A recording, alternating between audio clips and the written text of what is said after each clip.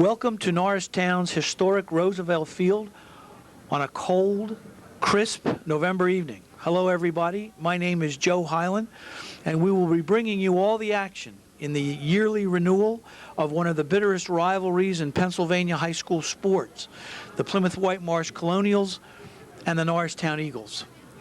There is Frankfort and Father Judge, there is CB East and CB West, there is Downingtown and Coatesville, there is St. Joseph's Prep and LaSalle, there is Penn Charter and Germantown Academy, and then there is Plymouth Whitemarsh and Norristown.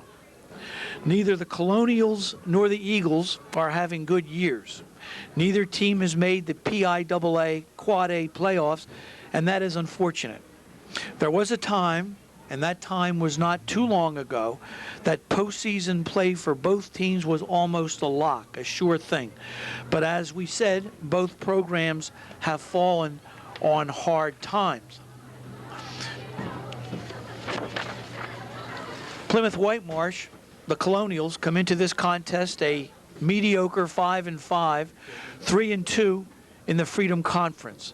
The Colonials were beaten handily last week by Council Rock North. Norristown, of course, is a very disappointing 1-10, 1 win and 4 losses in conference play. They were beaten last week by a very scrappy Phoenixville team, 9-0.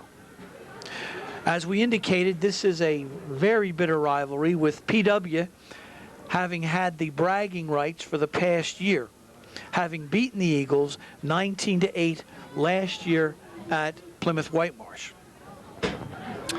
Unlike the Eagles' offense, which has been stumbling on a weekly basis, the Colonials come into the game with a high-powered offense which averages 283 yards per game and 28 points per game.